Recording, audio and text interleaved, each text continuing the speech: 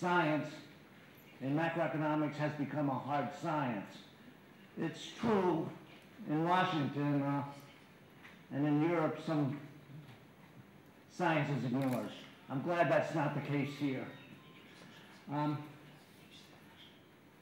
What about the level of development? What about the level of income and output per person? First thing to remember is that income equals output. Why? Income is just claims against output by definition, and there's always a residual payment. What determines output? The two inputs. Переводчик, вас не слышно. Там кто-то включил сотку и теперь все перебивает. У кого? There are two inputs, human capital services and non-human capital services. Не слышно вас, переводчики? Что за гул идет? Вот, алло, слышим, остальное.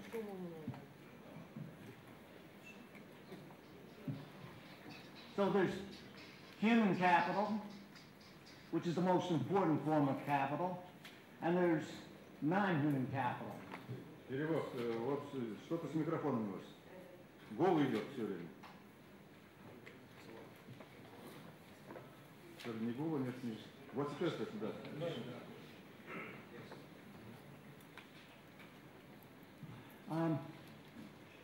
I see a lot of human capital, non-human capital being accumulated here in Pakistan. I see all the buildings that is occurring. Structures are part of this. Now, but what is really important is how efficiently are these inputs used? The people using the machines, and how much do they produce? And that's the quantity of income. Given this efficiency,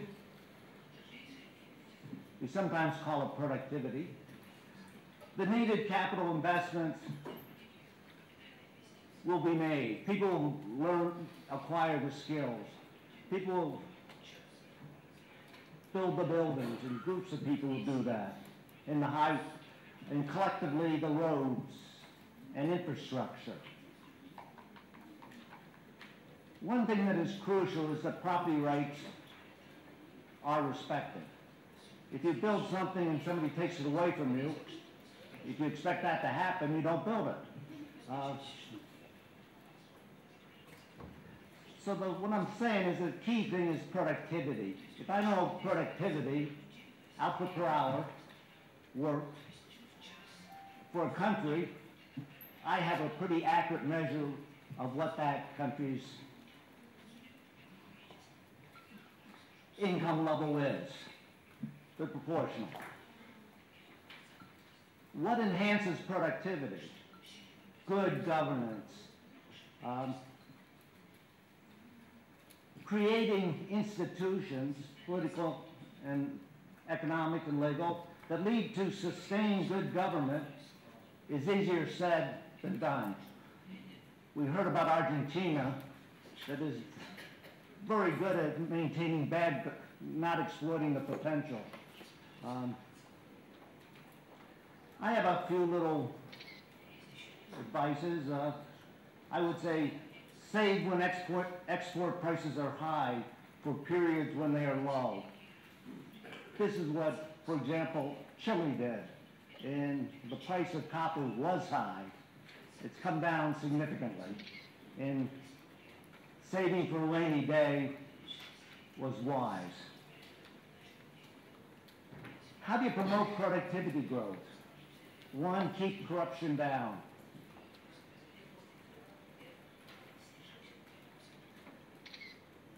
I live in Arizona, which is right next to the Mexican border. And there's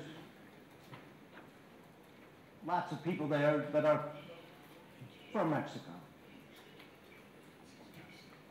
One of them I was just talking to, he was a successful entrepreneur in a Mexican city, advertising agency.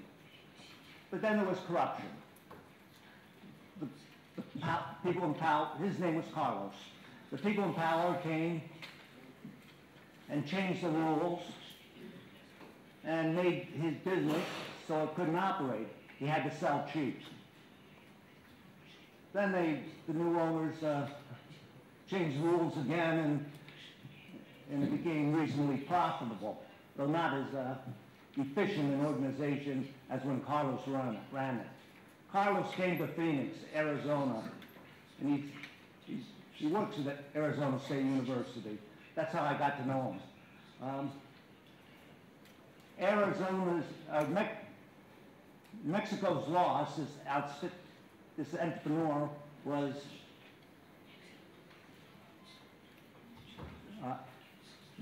Arizona's gain.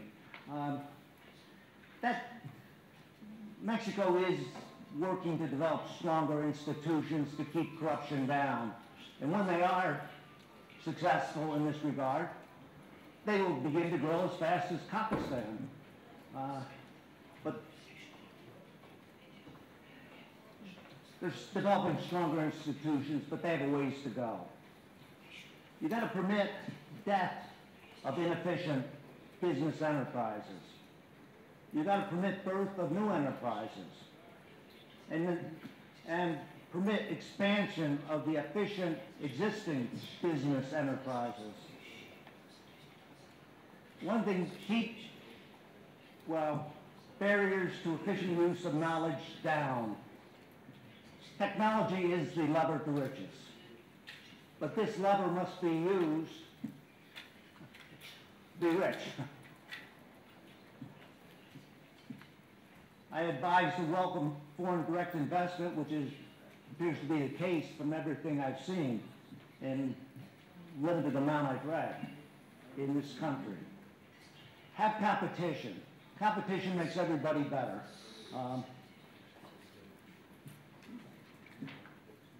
The Pakistan people are hard workers.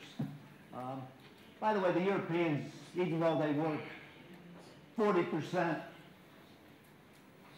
or 30% less than Americans and Japanese and Australians and other advanced industrial countries, they're also hard workers, but they don't put as much time of their work time in the market sector. They set up a bad system. They're depressed by 30% relative to the United States, and have been for 25 years. And I repeat, must have strong property rights. How do you get sustained strong property rights? We heard Argentina couldn't do it, and they don't have much capital there. One, I think you need broad-based private ownership. Perhaps Pakistan should think about taking some of this oil money and setting up savings accounts of the Pakistani people.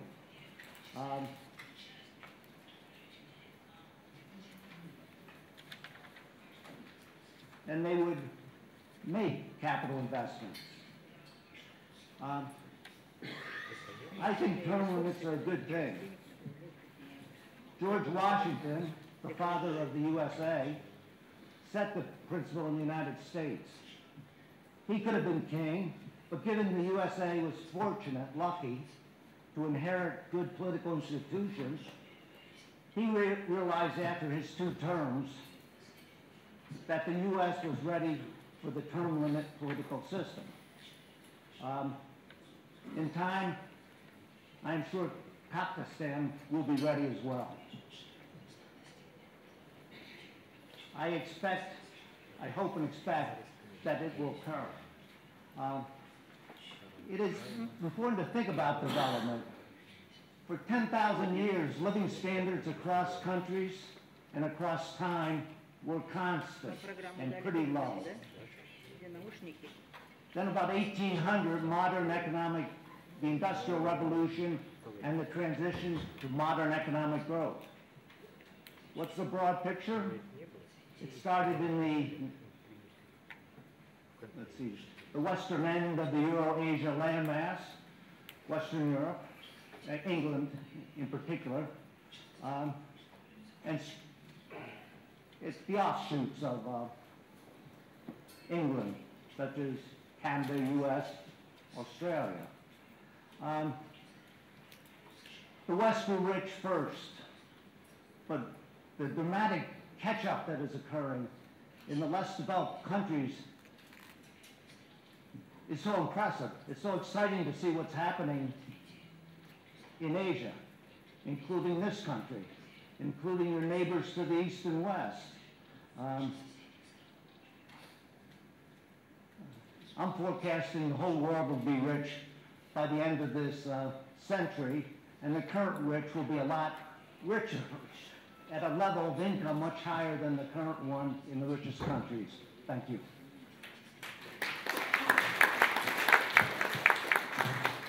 Спасибо, господин профессор. Действительно, мы надеемся, не до конца столетия, а может пораньше достичь этих важных результатов. Вы подняли очень важные проблемы, для Казахстана они актуальны. Я думаю, вот вопрос правил важнее прав, ваш тезис, вашей работы имеет для нас исключительно важное значение. Мы понимаем, что для нашей развивающей страны вопрос содержания правил также не меньшее значение, в том числе и права, как им воспользоваться. Народный фольклор говорит у нас, прав тот, у кого больше прав. Мы надеемся, что вот это будет трансформироваться в цивилизованные правила.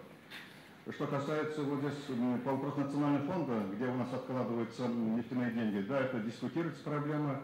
И что говорится вот по поводу депозитного населения, есть такие точки зрения, они обсуждаются. И может быть действительно после этого форума в рекомендации это может быть записано. В экспериментальном режиме, может, для бизнесмена, просто уже бизнесмен готов получить на депозиты хотя бы 10% этого фонда, не возражает. Но тем не менее, эта проблема актуальна, она действительно нуждается, потому что в Казахстане быстро развивается класс собственников. У нас более 80% находится в частной собственности, около 15% в иностранной собственности. Поэтому вопрос дальнейшего развития собственности, их поддержки, потому что в развитых странах, конечно, индивиды, предприниматели имеют достаточно капитала для того, чтобы активно принимать участие в решении тех или иных сложных проблем. Поэтому спасибо за ваши рекомендации. Я надеюсь, что они будут учтены в дальнейшем. Наши вот все представители сидят наших экономических структур, они активно записывают, особенно эту часть, представители Министерства финансов, Национального банка, Национального фонда. Надеюсь, это будет воплощено какое-то конкретное решение. Спасибо вам. Дорогие коллеги, если есть вопросы к лауреату Нобелевской премии, пожалуйста, можно в письменной форме, так, потому что переведем, потом представим. И в конце они ответят, так?